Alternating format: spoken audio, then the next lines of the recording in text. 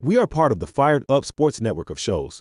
Please check out other Fired Up Sports Network podcasts like the P-Lot Pod, Water Cooler Talk, Bell Smashers, Philly Sports Love and Pain, Drunk on Broad, Beer Battered Sports, and the Fired Up Sports Show, which are available on all major podcasting hosting sites and social media.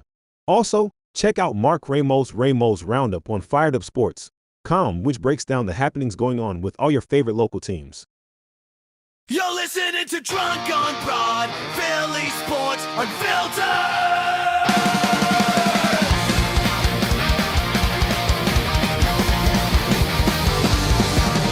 From Broad Street down to the bank, we bleed red, green, black, blue, and gray. Racial classes, game day pride, Philly's hardware, drunk on the ride. A.G. Elliott flying high tonight, six eyes lights up, the sky's so bright. Flyers crash like thunder on the ice. Philly swinging, everything's nice. Union chanting, passion loud and raw. City of grit, we break every law. Down, drunk on broad. No, we don't sleep. City of champions, running deep. For another round, let's make it loud. Feel it forever. We're Broad Street proud.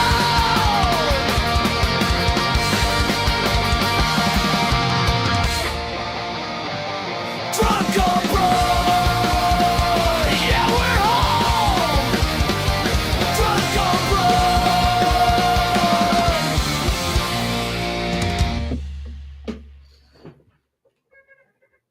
Oh, well, good evening.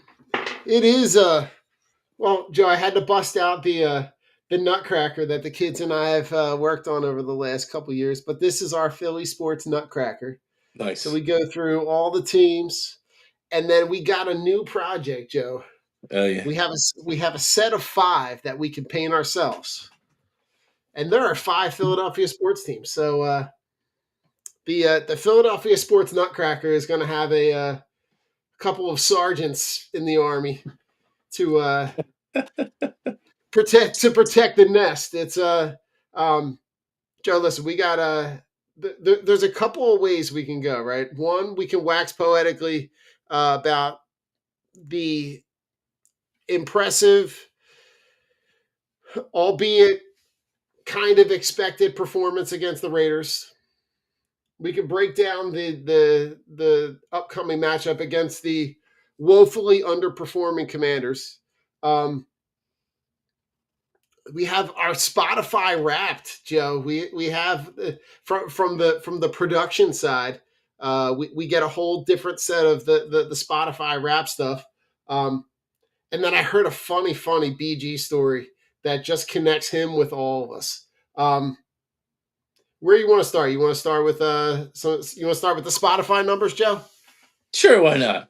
Here we go. Let's so we're gonna highlight this.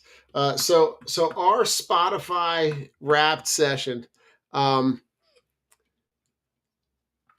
Some of the numbers here were really impressive, and you know we did kind of play along with some accolades along the way. You know we were on a list of top 25 Eagles podcasts, but it's been it's been quite an interesting year for us. Our audience grew, Joe, this year by 55%, which is What a good really number.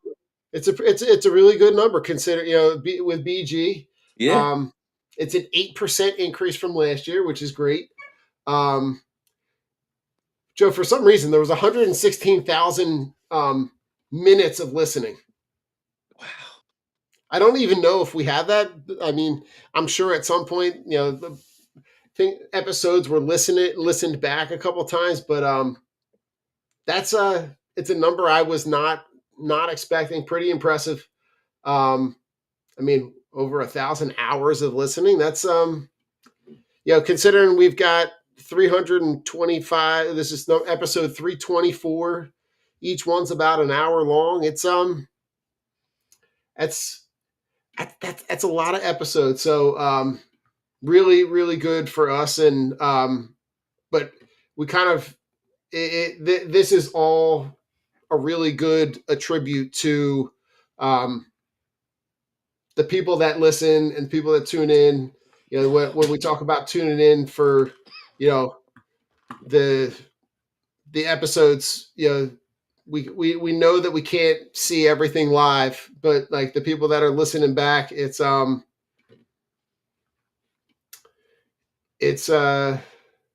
We really appreciate it. it's really important to you know appreciate you know what everybody else is doing to um our episode 288 was the most played episode. I don't remember. I have to go back and look and see which one that was and why people were doing it. But you know, when we talk about the countries that we've reached, um, our top countries are the U.S. and the U.K. We did touch at last count, Joe. We did touch about 25 countries, which I don't even know how that is a thing, but it's you know it's cool to see you know where people are tuning in. Um, this is the fun one for me. Our show, Joe, is a top 10 show for 5 people. How about that? Right? Like in somebody in there's 5 people, Joe. And I That don't are know who like, those man, we got to people get are, on drunk on broad. right? Who are like they are in our top 5. And then those same 5, it's a top 5 show for those 5. So not only are we in the top 10, but that's a top 5. And out of those top 5, we're number 1 for 4 of those for 4 Dude, Spotify accounts. drop the mic, man. Drop the Right? mic. Like it's just it's a cool thing, right? We streamed like we put a lot of stuff out there, but like 55% of those episodes are played within 24 hours. Um, it's It's cool, man. you know it's a really cool thing to think about and to you know sit back and appreciate. But again, we don't have any of that without the people that you know tune in when we're tuning in live, and you know the people that are listening back when you know when you're checking in. Um, from all of us, right? From you and I and Rich and Mark and Eric, and you know all of us are you know are tuning in to put in or you know checking in to put in the work to kind of give you know people kind of our feeling, right? And it's always been this. It's always been this conversational thing. It's never been you know a huge like we're gonna get this big person to interview. We've reached out to some No, people, but like yeah, our best episodes are it's just the just a things that become conversational. we're raw and real, buddy. Raw It and is. real. And that's you know it's nice to finally have you know we've got the AI theme song for that kind of matches all of that and kind of mashes all that together. Um, but yeah, but just at the end of the year, it's always good to kind of see where those numbers are. But it really does give us a good opportunity to just say thank you to you know everybody that tunes in that listens. That's it. I mean, that's why we're doing it. I mean, we don't. I mean, we talk sports just because you know we're big sports buffs, and you know we know all the answers. No, this because we like it. Yeah, we just enjoy Situation. it. I Yeah. do it, so my wife doesn't say, "I don't care. You need to go talk to somebody about this stuff." You know, go talk to your guys, man. It's true. It's You true. know, And she's an listen, Eagles fan, but she could care less about all the stuff that falls by the wayside. But yeah, I mean, we can't thank everybody enough. It's great that we have this forum where you can just come yeah, in and just talk about whatever. You know, we have yeah, sometimes we have an itinerary, sometimes we don't, but it's really it's all about the birds. It's all about what's going on in the league, and that's it. I mean, go yeah. birds all day, 24/7, That's what it is. 365. This is what we do. I mean, It's I great. got my Super Bowl jersey on. I got my Super Bowl hat on. The Super Bowl was last year, but I don't care. Listen, Joe, I had You to, know, listen. One because of we our always have. sponsors, We always Philly will. And we'll Drinkers. always represent. Yeah, I mean Philly Drinkers. I got the Philly Drinkers Go Birds sweatshirt on.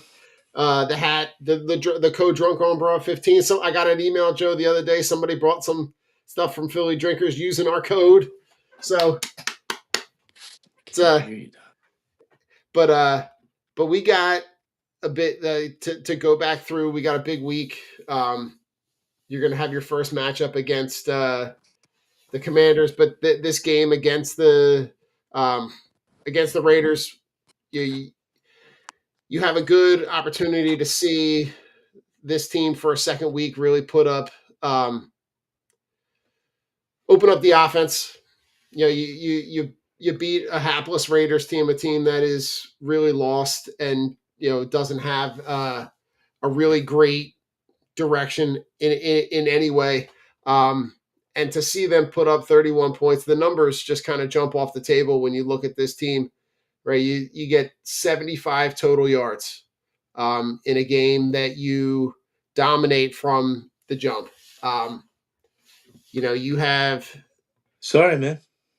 Oh, it's all good. You got that, Joe. I was just starting to talk about like you dominate a team that you should have dominated, a Sure. team that Yeah. has had really no direction, and they the most impressive stat out of all of this was the total yards, right? They All right. hold them to 75 yards, and then the one stat, and I want to make I'm trying to find it to make sure I don't misquote it.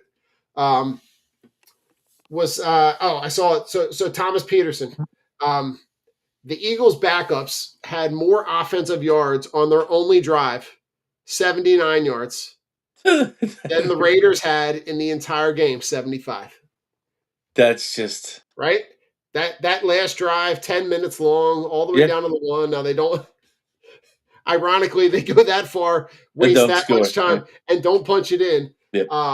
But they dominated from the jump. You saw another absolutely shutdown performance from the defense. You saw Quinnion Mitchell. You saw Zach Baum with a pick. Adoree Jackson playing really well, and the Kobe Dean lighting running backs up in blitz mode. You see Brandon Graham, knocking the dust off the shoulder pads and getting the oldest player in Eagles history to get 2 sacks. It's the second oldest guy ever to get a sack in a game behind Bruce Smith. Um, I mean, and here's another really impressive stat, Joe, and then I'll let you go. The Eagles had 0 missed tackles. Wow. This team, as much as we give them a ton of grief on offense, which rightfully so, this defense is good enough to carry them to a Super Bowl with an average offense. That's how well they're playing. Yeah, I mean they've got 9 wins, and most of those wins are attributed to the defense. We're in every game because of the defense. I mean, we look. I mean, look at look at the Charger game. They have just it was just a disaster of a game from start to finish. You know, not being able to punch it in. The Jalen just had a just terrible game. Turning turnover after turnover after turnover. But we've got a chance to win at the end of the game because the defense keeps us in the game. We're Yep. down a field goal. They want to get in the field goal, and then we can't come back and match it in the overtime. But we only gave up 22 points, and we turned the ball over 5 times, and I mean, we should have won that game. We beat ourselves in that game. But we're only in these games and still have a shot to win these games because of our defense. Our defense is there first quarter, the second quarter, third quarter, fourth quarter. Yeah. But yeah, the defense. I mean, you can't say enough about the defense. The pass rush and the coverage skills. It's just if you break it down player by player, just seeing these guys just cover guys one-on-one, it's like, over the last few years, these guys have been like glue. There were Sure. years in the past where our defense where guys are running wide open. So it's a tribute to Howie on, the kind of players he's brought in, the character of these players, and the skill. I mean, Quinyon Mitchell is a Pro Bowl All Pro corner. Cooper DeJean, same breath. Look at Nakobe Dean after missing, how many games last year, how many games this year, and coming back in and like first or second game, the dude looks like he's, An animal. Patrick Willis, and coming Like off like prime time. prime time, Prime like time. he's covering guys and sideline to sideline. And okay, you want to try to block me with a running back? Good luck with that. I'm going to throw him like he's a piece of paper.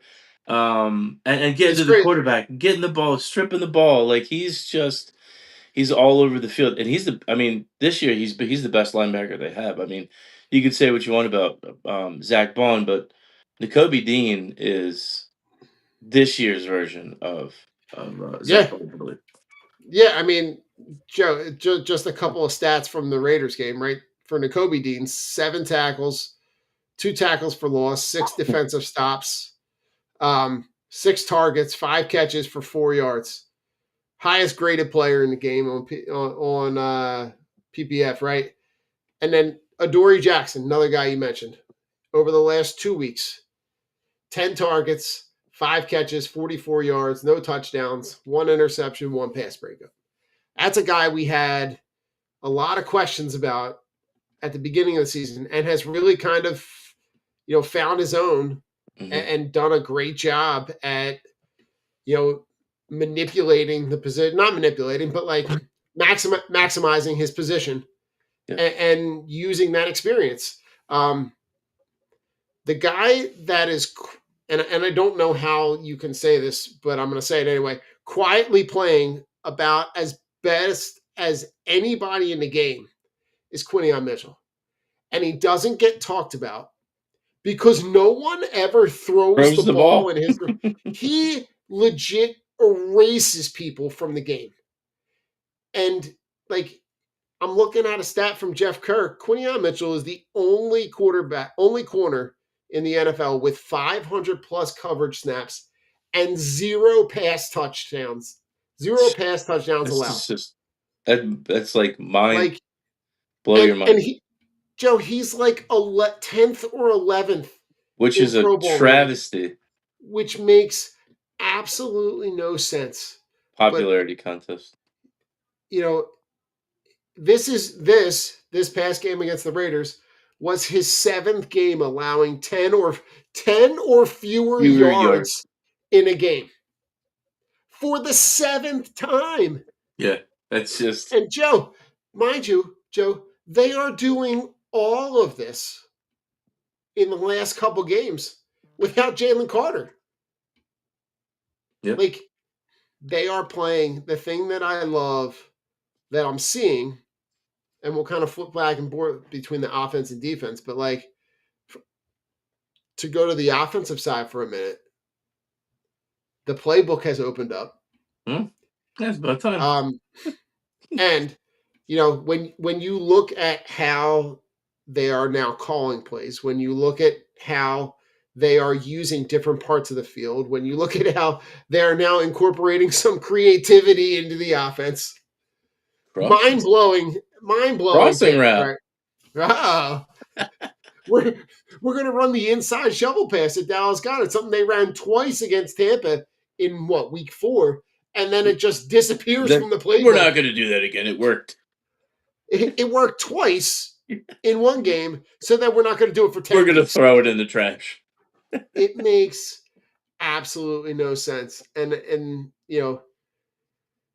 it's like you look at this team and you go, it doesn't have to be this difficult. And, as much as Rich doesn't want to hear, like, they have the opportunity to get right before the playoffs start. And it's crazy to think that, like, yeah, you think it's not a light switch thing, but they don't even have to be exceptional on offense. They have To win, enough right? talent and they're playing so well on defense that when you look at the playoff picture in the NFC, right, there's one team there in the Rams that is the team that I think everybody's got their eye on. And if you're going to beat them, you're going to have to beat them in LA unless they absolutely fall apart. Now you are dealing with a team that is going to probably be missing Devontae Adams for the foreseeable future until his hamstring gets cleared up. But they still have Puka, right? They still have Kyron Williams. They still have they use that four tight end set. Receiver, yeah. They scheme exceptionally well. McVay is a genius. But Vic Fangio is McVay's kryptonite. Like, if there's a guy that would give him problems and be able to scheme opportunities open to create defensive advantages, it's Vic Fangio. Yeah, I So, mean, he's right in his head. I mean, they've got to be thinking about, the 2 games last year. Shoulda, coulda, woulda, especially the playoff game. I mean, Jalen Carter saves our season there. I mean, and then they just have to be like absolutely beside themselves with the game this year, where they're we're up what we're up 1. They're going in for the winning field goal, and yep. I don't think anybody saw that coming. So that's fresh in their minds. So yeah, I mean this team is it was a big win. It was a super inferior opponent. It's just you've got to build, but you just have to build off of that. For sure. Protect the ball. The under center has given this team another look that is going to hopefully transition through the rest of the season and in the playoffs. But yeah, it's going to come back to what they've preached, what they preached all of last year, what they preached this year. It's play good defense, run the ball, and don't turn the ball over. Now, what remains to be seen is for this team. And I just it's in the back of my head. As good as our defense is, it's what are we going to get out of this offensive line? What level of health are these guys at, and what level of health are they going to be as we get into the playoff time? But hey, Right, man, Joe, we're I got a couple things for you. Right to kind of just piggyback right off what you're saying. In terms of getting guys healthy, right? I saw this. There is a very unique scenario in which the Eagles can still get the number 1 seed, Joe. You ready for this? So the Eagles obviously have to win out.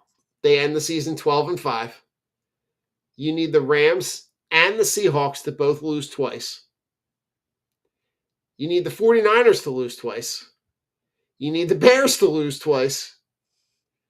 And you need the Packers to lose once. If all of that all plays that out, falls into place. if all Joe, listen, we have Crazier seen things have happened. weirder things, right? We saw that one Eagles team creep into the playoffs on the heels of a game down in Tampa, right? I was at that game. No way, I right? was. And We were all chewing our nails because that game was going on as it while happened while at we the were same time. walking in. While we were walking in, Yeah, the Bears. Houston had to beat the Bears. There's all these there were crazy like there, scenarios, and then we there had were to like win too. 5 things that had to happen, right? Yeah, and then we had to win too. But Michael Bush, Ha! have remember Michael Bush I for the do. Raiders? Yeah, Raiders. Broke off a long touchdown, and the Raiders were bad then too. That's For bad. sure, It was a bad Raider team that year too, and for Tampa sure. was on their way in, but um, it's about health and it's about rolling. You got to be rolling when you're rolling into game one of the playoffs. We've been there. For We're sure. battle tested, but it comes down to health and execution. For sure. So here's the other thing I wanted to bring to you, right? When you look at the playoff picture, the odds of all of that happening, very, very low. The most likely scenario is that they end up in the 3 seed. That's the most likeliest of scenarios. Which in that case, Joe, could give you an opportunity to really get guys rest if you wanted to get them off their feet. And you're talking about like guys that are a little bit banged up. If your biggest goal was to get them healthy going into that playoffs, and you trust that these are veteran guys that will be ready, that the time off is not going to Keep create the that rust, demoralized. Yeah. right? So when you look at an Eagles team that the offensive line has been banged up, that's the one particular group, right? You saw on the episode of Hard Knocks this week, Lane Johnson is kind of itching on the heels of getting right with the Liz Frank injury. Cam Jurgens has been a little banged up a little bit. Dickerson's been banged up with the ankle, and then those guys have just not been right. If you have an opportunity, Joe, you could essentially know by the end of you might have that Buffalo game that still might keep them in the mix a little bit. But depending on how things shake out, you could know before you make that trip to Buffalo Yep. that you're not sliding down to 4. You're not going to end up in the wild card, because if they win this week, they're going to be locked into The division, right? into the division. So you know that they're not going to go lower than 4, and the Bucks suck. So they're 7-7. So you're not dropping to 4, but the Bears ahead of you, there's a chance that you might be able to jump them to 2, depending on how they play out, right? They're going to play Right. Green Bay.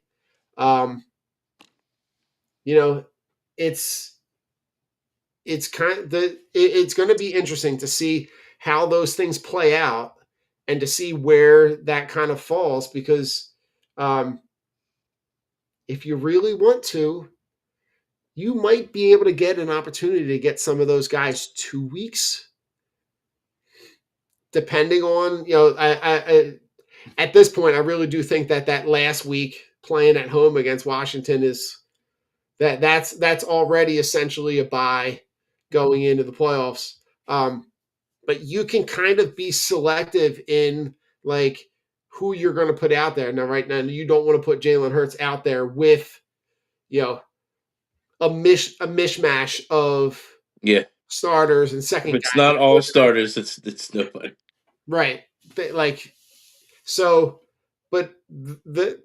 that's probably the most likely scenario, is that you got to win 1 out of the last 3 to kind of lock yourself in. And if they can kind of go down and take care of business with this team in Washington that's going to start Marcus Mariota, that has looked hapless all year long, you can kind of sew that 3rd spot up and know that you might not be able to catch the Bears. You may be stuck in that 3 seed, and if you're dialed into that 3 seed, I think that's an opportunity for you to use these next 2 games against the Commanders and against the Bills to really get right. But I loved what I saw from the offense. I love the plays in the middle of the field. I love the play creativity. I love them getting guys in space. And you can see how they just need – it's almost like, Joe, I heard someone making the analogy.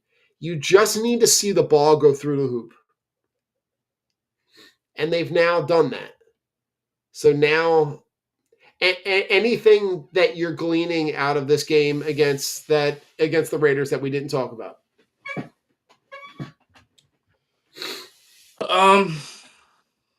I don't think so. I mean, you know what you're getting from your playmakers. It's just a matter of put these guys in the best position for them to win. To win, play by play. It's got to be, you know, I think Petula is the kind of guy where he doesn't like to use the same play over and over and over again, but he needs to get away from that mentality. If it works, you run it until they stop it. You know what I mean? And you have to get creative in that mindset too of like, when you show a formation, the defense is going to be like, all right, well, where in plays in games in the past where, okay, well, if they line up with this set, this is the play they run. But they at this point and this far into the season, and I've heard and I think that they're getting input and say now from the quarterback coach. I can't, I know his name slips my mind, but I would. That's so you're talking about Scott Leffler, yes, the guy who I was think. the. I got something for you, Joe. Uh, I got something for you, Joe. I got it bookmarked. I let it. I'm he's literally all over staring it. at it. You're all over it. I'm staring at it. Talk to them while I get it set up. Talk to the people. With them running, so many snaps from under center. This is the highest percentage that they ran plays from under center the entire season. And when you do that, it's about, you know, getting the defense off kilter, they're not set. They can't tee off and anticipate what you're going to do when you're doing, play action. You're doing handoffs from under center. You're doing RPO from under center. You're doing, whatever plays your concepts are different when you're under center rather than in shotgun. And that element, that little twist that they're throwing into that can really help them. I mean, that's what it is. You want to have your full playbook, your full arsenal of plays, so you can keep the defense off balance. Yeah, and the clip, Joe, that's playing kind of behind you right now is it's a top bottom side by side clip of a play from Bowling Green last year. Harold Fenner Jr., right, who was a highly touted tight end that the Eagles kind of had their eye on before that the draft fell the way that it did. But and then below it is the play from Sunday, which is the shovel. It's not a shovel pass, but it's like the Flip, yeah. RPO, shove to Goddard where he scores right up the middle, almost identical plays. Mhm. And I think that if this is what it takes to be able to create some flexibility and create some creativity, this is the kind of thing that they need to be able to do to be able to get this job and get this thing over the finish line. So if it's Scott Leffler coming in and not taking over, but making some suggestions and I think that when you go back and look at some of the play design, I think some of the play design wouldn't I wouldn't necessarily argue with it. I think there were a lot of plays, specifically in a couple of the plays in the Chargers game that was an execution thing, right? The play and the call was right for the situation, just wasn't executed properly. Right. But when you look at these types of plays, these are the types of things that I look at this and I go, I like what I saw, right? And I like the fact that they didn't go away from it. I like the fact that they went shovel to that they went back to Goddard on a different play, similar, right, where they got him coming across the formation in space, and they were able to get him the ball out in the flat and kind of he essentially ran in untouched. The biggest thing that's changing in all of this is Hurts and his ability to be able to run going from under center Mhm. and him running the ball creates a completely different dynamic that opens everything up for this offense because you now have to have another guy accounting for that For aspect the quarterback, right? of Mhm. of the quarterback. Right. Yeah, I mean the Raiders, and I mean it was the Raiders. We get it, and we're gonna say that till we're blue in the face. But Mhm. they had to have a spy on Jalen most of that game because just based on that fact, Mhm. and he might want to be more of a pocket passer, and might not want to run as much, but for this offense, especially with the fact that Saquon and the health of this offensive line and the production of this offensive line has been so scattered all year. The Mhm. element of Jalen being an actual threat now, even more than earlier in the year, it really the defense has to account for all of that because of our lack of Saquon had a good game. Don't get me wrong, but he's not getting the one cut and he's gone, or he's making a guy or two miss and he's gone because our blocking is just impeccable and just elite like it was last year. So there's plays that you have to design. There's design runs for Jalen, or if the guy's not open and you don't take the sack. Don't put the ball in harm's way.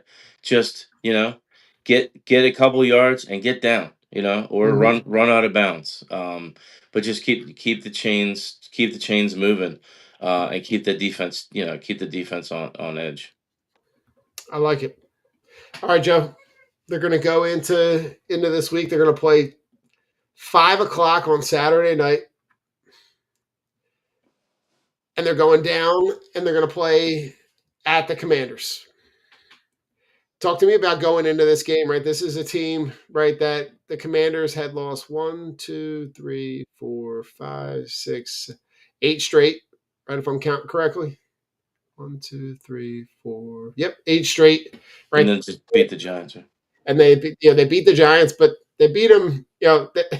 They tried to give the game away, um, right? Because they give up a bunch of points late, but they end up winning 29-21. This team just is obviously riddled with injuries, right? They put Jaden Daniels on the shelf. You have the Zach Ertz injury.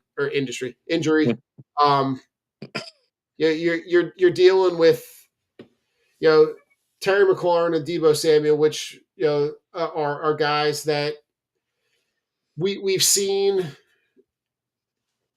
bigger guys disappear.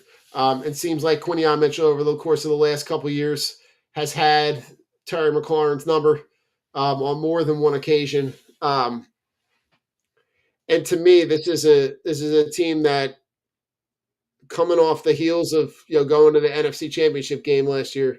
Um, this is a team that got old, got injured, um, and got bad real fast. Um, how are you, Joe, attacking this defense from the Eagles' offense? Well, I mean, this has got to be this is a business trip for me. I mean, you've got an opportunity right in front of you to lock up the NFC East. And you need to come out and you got to play. You need to take it to them. You need to not sit back and feel the game out and feel the flow of the game. This has to be, you got to have an airtight game plan. You got to be able to run. You got to be able to pass, and you got to be able to protect the ball. Yep. Um, because Washington is not good. Washington is not good offensively, and Washington is not good defensively. They just came out today that they said Laramie Tunsil's not playing on Saturday either. So you you've got a backup. You've got a backup lineman, and you've got a backup quarterback who was here. So we know I mean, you're about as familiar with Mariota as you can be, just Yep. because of his time here. So it has to be, you know, you've got to go in there playing like you're playing for something, and they are. I mean, Oh, they for are sure. playing for something, but it has to be, that game last year against Washington. Jalen still in that game. They win that game, and that game is probably not close at all. And that's with I mean, I think they had all of their guys. So you've got to read the room, realize how bad Washington is defensively against the run and the pass. They're not good, and you can't be complacent. You can't fall back into your old habits. This has to be like building off of last week with the plays that you called. And this game, I really want to see. I want to see ground and pound. I want to see us 10 play drives, 8 play drives, 12 play yep. drives, where we take it to them on the ground because if you can do that and have success, that is what's going to put you. This team is good enough to get to the NFC Championship game. This team is probably good enough to get to the Super Bowl, but I don't know if they can win the Super Bowl unless they have that threat of, you know, we're going to dominate you on the ground. That's what we did last year. Yeah. We would get up by a touchdown, 2 touchdowns, whatever the score may be, and we would just feed Saquon, feed Saquon, feed Saquon, and the clock's ticking, and the clock's ticking. The defenses get tired.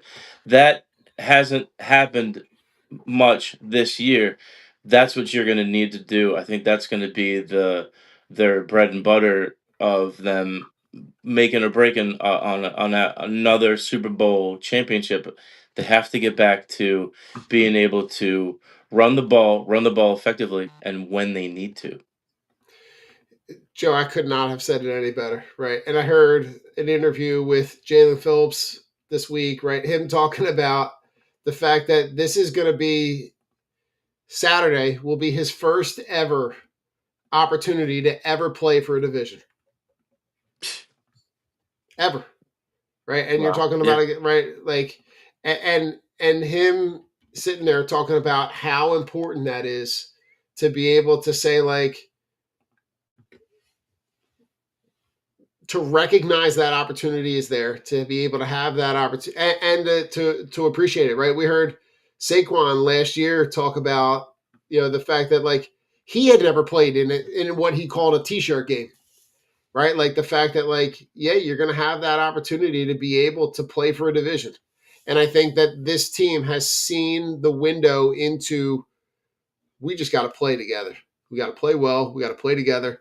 And I think that this is an opportunity for them to really kind of jump the gun here and, like, kick him in the mouth. And if they do anything remotely close to what they did last week against the Raiders, I think, Joe, you might have 3 out of the last 4 games where you might give the people what they want, and they might see glimpses of Tanner McKee. Because you know that Tanner McKee's playing week 18. That we know, or whatever. He's going to play week 17, and or not 17. He'll play 18. He'll play the last Right. week. I know what you with meant, the yeah. Washington game at home, but, like, they take care of business early enough in this game. Yeah. You might see a situation like you saw last week where, Tanner McKee's playing damn near the whole fourth quarter. Yeah. And I think they know that. And to me, I look at that and go, this is where you just take their heart. Mm-hmm. This is where you take their heart, and this is where you take the opportunity to recognize that you have an opportunity to take the division, to cement your place in the playoffs, to be able to. They don't want to wait to go try to do it up in Buffalo, right? Exactly. They know that they have this here, and to not look that gift horse in the mouth. I think, to me, you're talking about a team that is old and banged up and have nothing to play for. And listen, are sometimes the teams that have nothing to play for, can they be dangerous? Sure. But this is not a good team. This is a team that has played well, that has and it almost makes you kind of look back at last year and go, it makes me feel like they kind of did it with a little bit of smoke and mirrors, that, like, they were hitting on a lot of the fourth downs. They had a bunch of comebacks. They had a bunch of opportunities that all kind of went their way. And this year, it just hasn't. This year, it's been bad coaching, bad play calling, really bad injuries, really bad roster construction. And I think you have an opportunity to really take advantage of where they're bad. And then on defense, Joe, they don't have a snowball's chance in hell to stop these guys that are coming off the line. They really don't. The guys that they're going to throw out there, good luck, because this line looks kind of equivalent to the line that we just saw against the Raiders. I mean, you're going to see guys that are backups. You're going to see guys that are not NFL caliber starters, and you're talking about a defensive line that is really hitting their stride. This to me, Joe, this is the first time that coming off, and I know it's coming off a Raiders game, but like this is the first game in like a month and a half that I have really felt really confident about, based on what I've seen the last 2 weeks. Because I know like that Chargers game was really hard to swallow. It was The way that it played out, the way that it ended, the fact that all of that crap happened, and you still were within a play of being able to win the game. Win the game. Yep. That all of those things conspired, and you still had an opportunity. Mm-hmm. I you feel like you're never out of it. You don't, and Joe, and that's where I kind of go back to the very beginning. This defense is good enough. Yeah. This team is good enough to take them to another Super Bowl. Because if you can put up 24 points, you're probably going to win. Yeah. You're probably going to win. Because when you look back at this team and you look back at what they're giving up in the last in the last couple games, Joe, the most points that they've given up, and I'm just going to go backwards: 0, 19, 15, 21, 9, 7, 20, 22, 17, 17. That's going all the way back to the Broncos game. Yep. So in my mind, if you score 24 points, the way that this defense is playing now, and if you look at the last handful of weeks, yeah, you're going to put yourself in a real. You got a shot. So you do. Your defense is going to keep you in it until the end. You just have to, obviously it's like a broken record, and you hear it every year.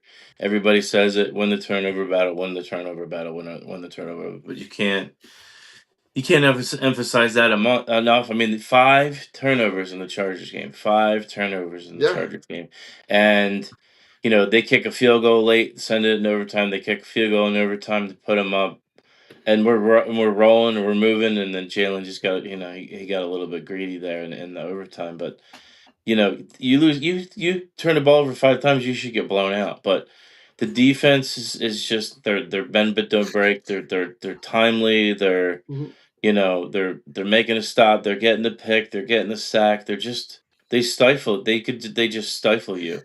You just have to, it's just the team just needs more. The offense needs to approach to get to more of the defensive level for them to win another championship. I'm not saying that they have to be like last year, but they just have to. They got to do enough and keep the defense honest enough. It's in the run game. I mean, it's what it is. That's what the bread and butter of this team is. They're not a passing team. They could pass the ball. They can pass the ball for sure, but that's not their. They're not a 30+ a game passing kind of team. That you have Saquon Barkley. You just have to do enough. You got to draw up enough plays that are going to be successful enough for you to be able to get first downs, move the chains, and eat the clock. Because Denver game earlier in the year. I hate to go back that far, but I was at that game. They're up Yeah. 17-3, and they're throwing, and they're throwing, and they're throwing, and then Denver gets a score, and then you're like, "Ah, we're only up 1 score," and then they got tight, and it was the same thing. It was like then they were timid. They were playing not to lose, and you can't do that, and you can't do that late in the season, and you certainly can't do that in the playoffs. So, you get a lead, you gotta be able to run the ball. The game's tied, you gotta be able to run the ball. You're down, you still gotta be able to run the ball, because that's how this team has had success, and that's how they've won. Joe, I don't think I could have said it any better. Um, all right, are you ready for the funny BG story that I heard in an interview? Go ahead. All right, so he's coming back. He's playing in this game this week. In the interview, he's talking about the game on Sunday, right, where he plays 15 so snaps, right, gets 2 sacks, right, gets the game ball. Um, he's telling the story about a conversation he's having with his wife. And in this conversation, right, his wife is with one of their children at a dance recital somewhere in Pennsylvania, like in like Bethlehem, like a couple hours away. And he's like, "Ooh, game's over early. I'm gonna head home." Said BG is one of us. He got hit with a honeydew list after the game. He's like, "Yeah." She sent me a text. "Oh no, I need you to run out to the Dick's in King of Prussia and pick up an order I ordered." She made a pickup order at Dick's in King of Prussia for some snow pants for the kids. Joe, he is one of us. Yeah. We all of us normal dads, right, Yep. have been hit with the text of like, It's the same I thing. ordered something. I need you to stop and pick it up on the way Yeah. home. Yep. Yep. Here's BG coming out of Just playing a retirement. game. Just playing a football. It's 2 sacks, gets the game ball. Oh, you need And oh, he yeah. get, By the way, on your way home, instead of picking up some milk, can you can you slide out the turnpike, out the Dick's, out the King of Prussia? Like, how funny would that be, Joe? You're the employee at Dick's, right? You're doing a pickup order for Brandon Graham. you're like Like, looking at him like Brandon Graham? like, did you BG? show up in your sweats? Like, what is happening? Yeah. Like, I would How was literally work today? feel Oh, you like guys I did good was today. like, You had I a good must day have at work. been. I would It's have wild. felt, Joe, like I was in some other Twilight Zone. I heard that story and I was like, he's one of us. So He's true. one of us. He is, Like, man. That's and I why and he's I an love all-timer. I love the. Are you watching the Hard Knocks? I haven't just because it's come what time does it come on?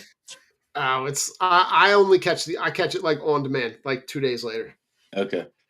Um, I'll get caught up with it once the holidays clear. It's like baking cookies and doing all sorts of the dogs. We have 72 animals. It's like we might as well oh, just put a right there farm with sign you. out front. It's like never ending of all the stuff that's going on. But I and then listen. I go, I turn in early, so I don't. That It's more of like the wife and the husband shows that we agree on to watch. Those are ones I'll watch with my guy friends and guy family and my buddies and stuff like that. So for sure, it's select. I for gotta sure, be selective for sure. after I do Yeah, my my yeah. honey-do list. Right after you do your pickup orders in KOP, right? It's too funny, man. Um, Joe, what do you got? Final thoughts?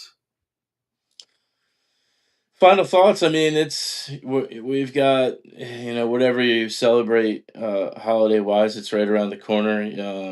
Getting your shopping done and checking on your people and spending time with your people and your family and your friends and making sure everybody has what they need. Yep, Emotionally, mentally, however you slice it. It's a fun time for people. It's a great time for people, but for some people, it can be hard. I mean, Rose, with her dad is coming up on 2 years in Yeah. February. So it's, Yep. these are times, especially being an Italian family. It's, we're around each other all the time, and days and holidays like this are tough. They're a mental and emotional grind for some people. So, I lost my grandma. It's been over 30 years, but I lost my grandmother right after Christmas. So Yeah. it's kind of bittersweet for me. It's nice to be around friends and family and spend that time together, but it was always a little bittersweet for me because she, passed right after, such a big holiday where everybody's around and spending time together. So it's trying to find the silver lining and stuff like that, and For making sure. sure people that are struggling, uh, no matter, people struggle all times of the year, but I feel like people that are lonely, that are sad, the holidays are the toughest. So just try to, spend time with them, be upbeat, be open minded, be there for them, and just try to embrace this time of the year with your friends, your loved ones, your family, and everybody, because it's For sure. about the time. It's about the time that you spend Yep. together. It's about just being there, and having them know that you're there, and that you're an open book and you're there for whatever they need. For sure. Your presence is presence, right? Mhm. Um, yeah, the family stuff is the most important thing, right? And spending time with family. Right? So whatever that means, right? If that means checking in on your people, like you were saying, Joe, um, that's the kind of stuff around the holidays that's the most important. Joe, Villanova is going to play in a semifinal on Saturday night to go for with a chance to go for the one AA national championship. I don't even know if that's what it's called anymore. And then Philip Rivers.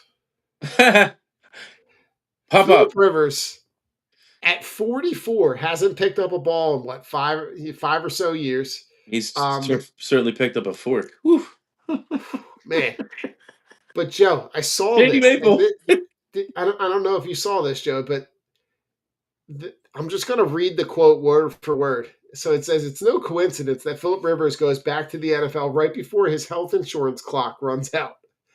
It says, when you have a 20-person deep roster at home, what are you going to do when the 5-year clock runs out? Now, I didn't realize this, but the NFL players get gap insurance, health insurance for 5 years after their career. Mm, By playing in that one game, it resets that clock for 5 more. for 5 more years. And Wow. and I also found out that Philip Rivers is the second grandfather to play in the NFL. Towards the end of his career, Brett Favre was also a grandfather. Brett Favre. How about that? Brett Favre. So listen, just some fun Hey, stuff on and the way out. as poorly as he looked, they still had a shot to win that game, They man. almost won, Joe. He did just enough to give them a shot. Just I'm enough. I'm sure he was sucking oxygen for the rest of that night and for the rest of the week, but Yeah, and the that's a Colts went trip. from like being a number one seed to like on the bubble, and they're probably gonna get bounced in the playoffs Yeah. after they started about as hot as any team could be. But Joey, on the way Things out, go happen. Birds. Go Birds. Go Birds. Merry Christmas. Happy Hanukkah. Happy Kwanzaa, holidays. Merry Christmas, everybody. Diwali, whatever you celebrate. That's right. Go Go Birds. Birds. How about them Cowboys? Jury crying in the box. Love it.